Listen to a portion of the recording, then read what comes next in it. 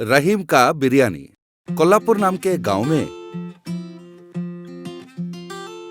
राम और रहीम नाम के दो दोस्त रहा करते थे। वो दोनों दो अलग अलग होटल चलाया करते थे और अपनी जिंदगी व्यतीत किया करते थे। उन दोनों के दुकान का बिरयानी इतना स्वादिष्ट होता था कि दूर दूर से लोग आके खाया करते थे। पर रहीम को ज्यादा मुनाफा होता था, इसलिए राम थोड़ा चिंतित होता था।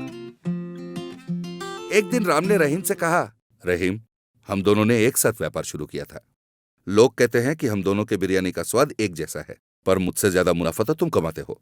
ये कैसे होता है? रहीम ने कहा, देखो मियाँ, मैं जरा दाम कम करके ही बेचता हूँ। गरीबों को तो मैं फोकट में खिलाता हूँ, इससे ज्यादा तो मैं कुछ करता ही नहीं। अरे ये सब तो अल्लाह मियाँ का करम है। राम ने सोचा, ये कुछ तो छुपा रहा है। वैसे भी गरीबों को फोकट में खिलाने के लिए ये कोई सराय है क्या? बकवास कर रहा है ये, मुझे नजर रखनी पड़ेगी। एक दिन राम किसी रास्ते से किसी काम पे जा रहा था।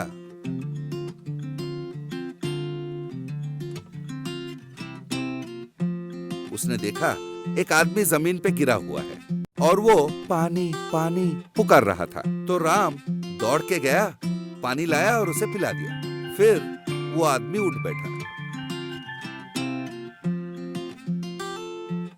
और उसने कहा, बहुत बहुत धन्यवाद। शायद लू लग गई है, थोड़ी देर हो जाती तो शायद मैं मर ही जाता। तुम्हारे एहसान के बदले में कुछ करने का दिल कर रहा है। मेरे पास एक जल की बोतल है जिसमें मंत्र पड़ा हुआ है। उस पानी को किसी भी खाने पे छिड़क दो तो वो खाना स्वादिष्ट बन जाता है। पर इसे अपने स्वार्थ के लिए या कोई व्यापार के लिए इस्तेमाल नहीं करना चाहिए। ऐसे करने पर तुम्हें तकलीफ हो सकती है। ये कहकर उसने शीशी दे दी और फिर वो आदमी वहां से चला गया। राम ने सोचा, अरे वाह, मेरी तो किस्मत ही खुल गई। इसकी पानी से मेरी बिरयानी की स्वाद तो और लजीज हो जाएगी। ऐसा मौका मिलने पर स्वार्थी नहीं तो निस्वार्थी बनकर कोई रह सकता है क्या? अरे क्या बकवास करता है ये। इसके बाद उसने दुकान पे बनाई हुई बिरयानी पर शीशी की पानी छिड़क दी।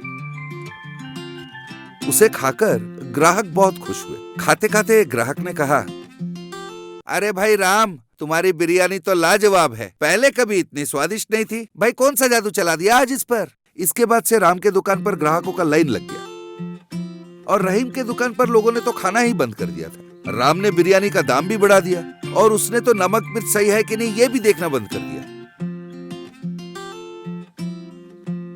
एक दिन उसने रहीम से कहा, रहीम भाई, देखा मेरा धंधा चल पड़ा। उस दिन तो बड़ी बड़ी सलाह दिया कर रहे थे, दाम कम करके बेचो, गरीबों को मुफ्त में खिलाओ।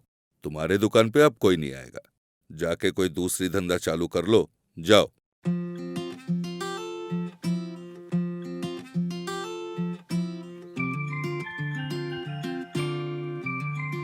एक दिन दुकान पर दो सिपाही और उन्होंने कहा, राम, तुम्हारी बिरयानी के बारे में राजा जी को पता चला है। राजकुमारी के शादी के दावत में तुम्हें ही पकाना पड़ेगा। ये लो, ₹1,00,000 भिजवाया है। शादी होते ही ₹2,00,000 और मिल जाएंगे। ये कहकर उन्होंने उसे पैसे दे दिए।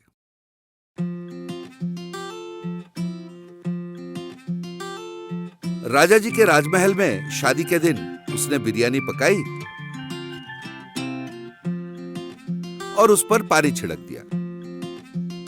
पर इसके स्वार्थ के चलते उस पानी का मंत्र खत्म हो चुका था। सारे अतिथियों ने उस दिन बिरयानी खाई।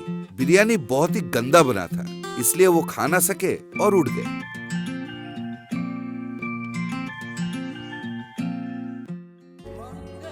उन्हें उड़ते हुए देख महाराज ने पूछा, अरे क्या हुआ? सब लोग खाना छोड़ के क्यों जा रहे हो? एक गांव वाले ने कहा, महाराजा, आप बुरा ना माने तो बताएंगे। अरे बाप रे, इतनी बुरी बिरयानी तो हमने जिंदगी में नहीं खाई। किसी और ने कहा, युवरानी की शादी में आकर इस तरह से आपसे बात करना हमें माफ कर दीजिएगा, पर बात तो सच है महाराज। महाराज गुस्से से आग बबूला हो गए। इसके बाद राम को उन्होंने कारागार में बंद कर दिया। तो बच्चों, ज्यादा अहंकार होने से दुख ही मिलता है। राम का हालत भी इसी वजह से बिगड़ा। अच्छी लगी हमारी कहानी?